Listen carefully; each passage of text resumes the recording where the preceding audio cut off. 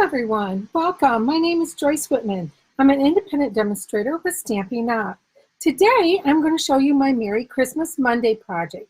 I made these cute little treat holders, and thank you, Sam Donaldson, for sharing yours when you created it. So in here, we're going to open up it, and it opens up like this, and then you can put 3 of the bite-sized little candy in there. You can also, I tried it with the fun size. Those will also fit in here too. So let's go ahead and get started. I'm going to put that one right there. So we're going to start with, we're going to use the Perfectly Plaid stamp set today. And it has this matching pine tree punch that goes with it. And when I see a punch, I'm going to get that stamp set right away. I love punches. So we're going to use those tonight, and we're going to use our 3 trees, and we're going to use the ho, ho, ho. So let's go ahead and get started. So here we're going to need, you are going to need a piece of, I'm using very vanilla thick cardstock. It's cut at 4 inches by 11 inches, so you can get 2 of these out of 1 sheet of cardstock. Then you're going to need, up here it is. Then we're going to need 2 designer series paper. I'm using the Toyo Tidings designer series paper, and you're going to cut these at 1 3/4 by 3 3/4. Then we're going to need scraps of paper for our trees and for the ho ho ho. And I am using the 3/8 inch red cotton ribbon, real red cotton ribbon today. So let's go ahead and get started. We'll get let's do our stamping first, I think, today. So we're going to start, we're going to use garden green. Now with this paper, you could use the green size. Hi, Carol, thank you for joining. Thank you for sharing. You could use the green side or the red side. I really like the red side, plus I have the red ribbon that matches, so we're going to stay with the red side. So we're going to ink up, and I'm just taking a scrap piece of paper here, and we're going to stamp 3 trees, 1 in the plaid,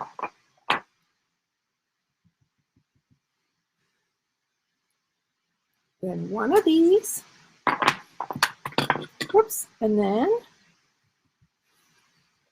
another one this style. Now this one doesn't have a trunk, but that's okay because we're going to hide that with our sentiment, so we don't have to worry about that. Let me go ahead and close this so we don't get anything on our project, and clean off our stamps. My chamois is starting to look pretty dirty, but you know what? I just rinsed it out and you can still use it. Remember, when you're rinsing your chamois out, do not twist it, squeeze it. You don't want to wring it. Okay, let's go ahead and we'll get these punched out. Let's see. Again, this one will not have a stem, but that's okay. It doesn't matter because you're not going to see it anyway.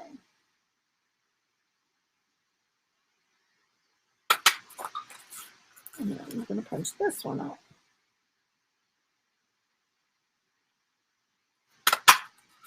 Okay, so that we're done with that one. All right, so put those up there so they're out of our way. Now I'm going to stamp, and I'm going to use real red for this.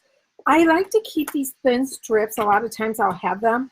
So I like to keep them just for things like this. And I'm going to use the ho ho ho.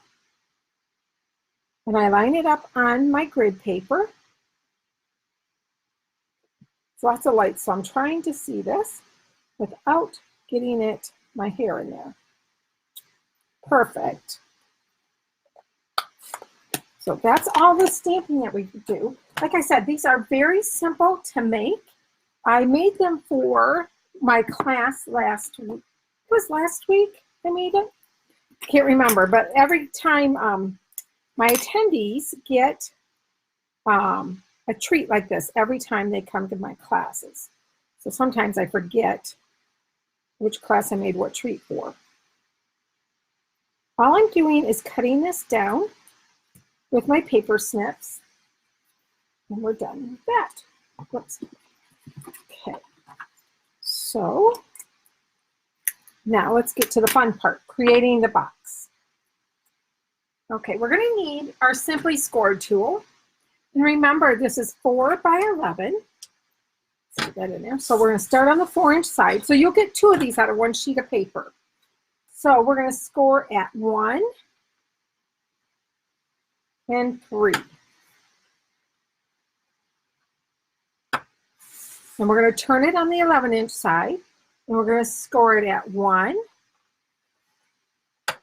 5, 6, and 10. And that's all there is to it.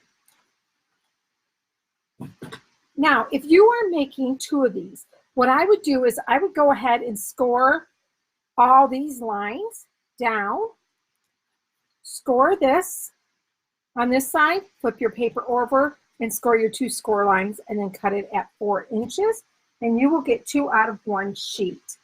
Here, let me show you. I'm making a bunch of these, so I already went ahead and did that, but let me show you what I did. So I scored it. I had it on there like this. So I scored the 1, the 5, the 6, and the 10. And then what I did was I scored it at 1 and 3, turned my paper and did it at 1 and 3 again. And then I'll cut it at 4 inches, turn my paper again. Here, I'll show you how I'll cut it. So I'm a visual person, so that helps me when I'm trying to learn something. So what I'll do is I'll cut this side at 4 inches.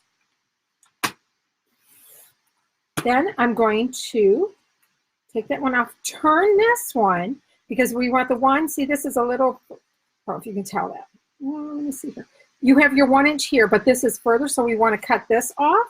So we're going to cut that off at 4 inches too. Oops. And voila. And look at, this is what I'm talking about, that 1/2 inch. Got to keep those. And then there you have 2 pieces, and you only scored your paper 1 time. That's a time saver for you if you're going to make multiple of these. Hi, Debbie. Thank you for sharing, and thank you for joining me.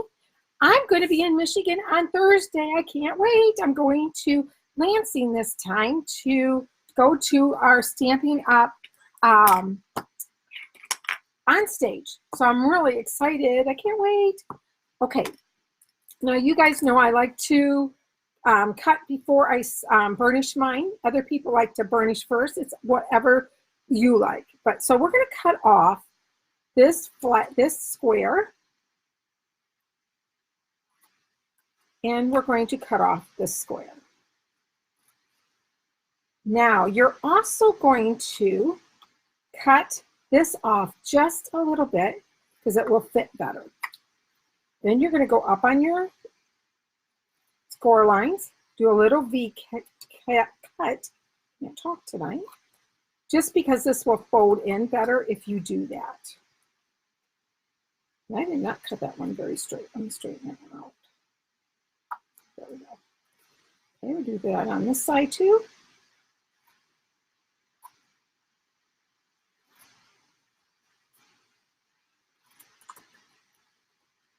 Okay, and flip it over, and you're going to do the exact same thing.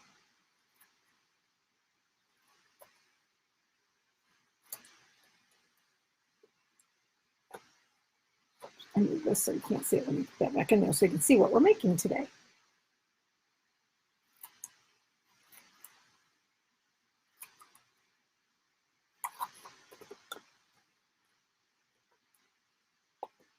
Okay, so let's get rid of our trash.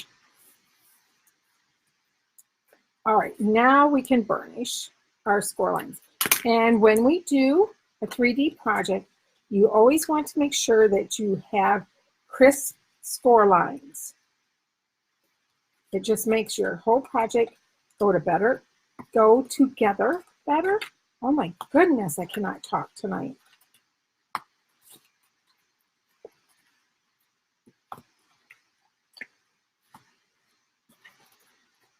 I already did that side. Here we go. This side I haven't done yet.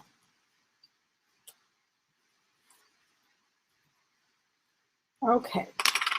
Now, we're going to go ahead and get our tear and tape out. And do you remember the credit card trick or gift card trick? So we want to put tape right here on this, and I put it kind of close to the edge because I want to make sure that part is where it's going to be connected good. Now, then you're going to take this, got to remember this on my, so then we're going to take it, you're going to flip it, and you're going to put tape here. Because this is going to be your bottom of your box. Now I'm going to put, I'm just overzealous about this, I guess. I'm putting 2 on this bottom because it's the bottom. And I don't want it to come apart. Probably wouldn't, but just to be safe. So then we're going to go ahead and take, oh, no, before we do that, let's go ahead and put on our designer series paper. It's easier to do it now than once you have the box together.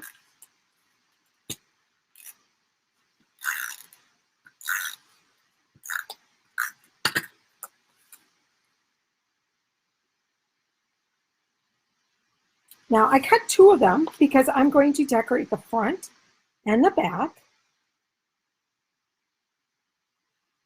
Sometimes I do that and sometimes I don't. I'm trying to line these up so they're kind of even. Okay, now we can put our box together. So because we're making a box, fold this over and it should be able to just come across and close it, and it's going to line up, and there you go. Now we'll find the one with our tab. This is going to be our bottom. So what we're going to do is we're going to fold it in like this, take off our 2 pieces. And when I first saw this box, I was like, oh, this is so cute. And as she's making it, she mentions that she's not putting tape on the top. And then I'm thinking, well, how are you going to keep it together? But if you put tape on the box, how are you going to get into it? Now I'm going to take my bone folder and I'm going to press this down, make sure this is all adhered very well. And then I realize she is going to put it together with a bow, with her ribbon, and that's what's going to hold it together. Reading your comments. You're going to be in Lansing too, Debbie. Yay! We're going to have to try to meet up. That'll be so fun. Oh, hi, Carol. Guess what? It's snowing here too. I'm in a suburb of Dayton, and it started off as rain, and now it's snow, so there's ice under it. Ugh. But I don't mind the snow because that gives it a reason to be cold. What I don't like is we get a lot of rainy, cold days. Don't like that. I call it Dayton gray because it's so dreary. Okay, so what I'm doing is, because see how these pop up above the box? And see if you can see how they pop up a little bit above the box. Well, when I was tying my bow the first time, I kept hitting them, and I was like, I don't want to do that. So what I'm going to do is I'm going to go ahead, stick my candy in, and I'm going to tie my bow before I put that together. So I like to just take it like this, and I leave it on the spool because I save a little bit of ribbon that way, and I use ribbon quite a bit. And I am just going to tie a knot in it. Let's say we get backwards. Get back up there. And then when the first time I thought, well, I'll put a glue dot on the bottom of this to keep this in place. Well, you don't want to do that either because you do, oops, hold on. I am having technical difficulties here. If you do that, you are going to not be able to take the ribbon off to open it up. Okay, so then I'm going to take this. Get back down there and tighten up. Thank you. Do you guys do that too and talk to your ribbon or yourself when you're working? Do it all the time. It was funny, one time my husband asked me, why, are you really talking to yourself? I said, yes, I am. And he goes, why? And I go, because sometimes I need expert advice. Oh my gosh, he started laughing so hard. I thought, I'm going to have to remember that one. So now I have my ribbon on here. Go ahead and trim it. And now we can decorate our box. That's how easy these are to make. I just love it. There. Okay, now we're going to go ahead and put our trees on. I'm going to go ahead with the one in the center. I am going to use, oh, here it is, snail adhesive on it. Oh, I just put it on. Okay, look what I just did. I put tape on this one. So, guess what? Where's our scrap paper? We're going to have to punch out. Oh, what did I do with my scrap paper? There's not room on that one. Let me see. Which one did I put tape on? That one. I'm making more of these, so I had gone ahead and stamped them earlier, so I'm just going to steal one from there.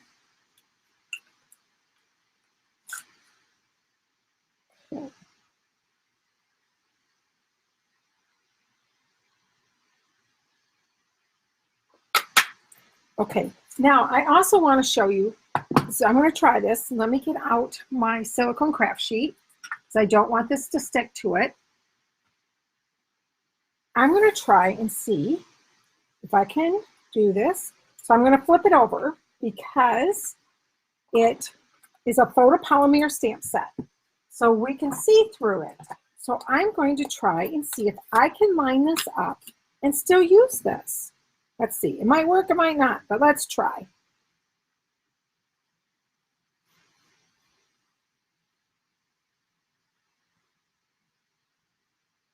Oh, Carol, you're from Lansing too. Originally, I am from Traverse City. And it's been, oh my goodness, I've been gone.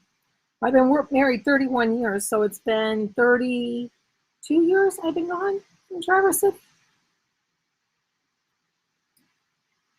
Okay, let's see if this worked. No, it did not work. So we're not going to use that one. Sometimes I get it and sometimes I don't. So it was worth a try, but that's okay. All right. Oh, I forgot to turn the, you probably just heard my computer, didn't you? Go beep. All right, I forgot to turn it off. Now we want to flip this one over.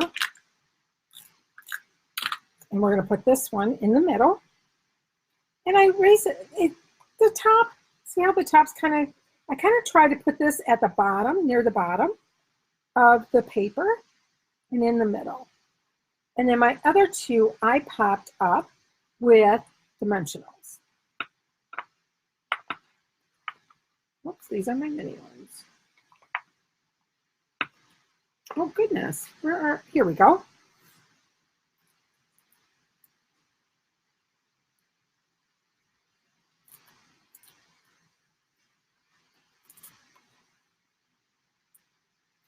Okay.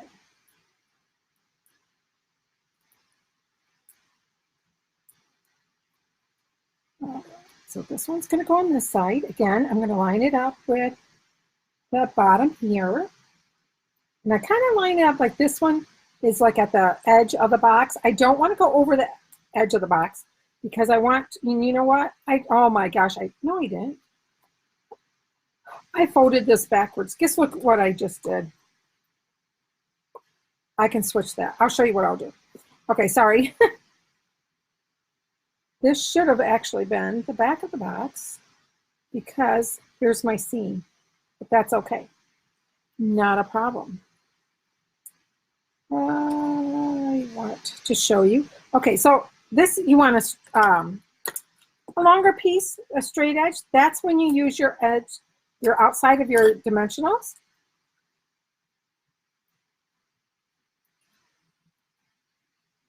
And then I just adhere this here, and that's going to cover up that one does not have a stamped stem or tree trunk, I mean.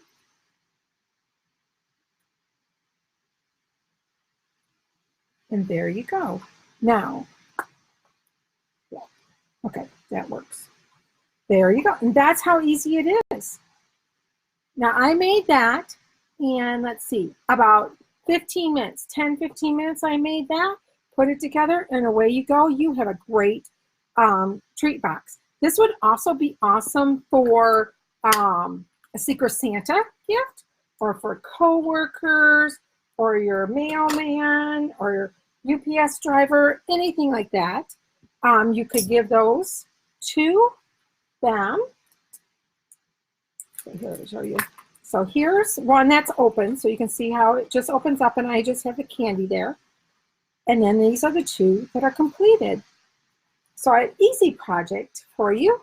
Thank you for sharing, and if you just joined me or joining on the replay, if you could share it, I would appreciate it.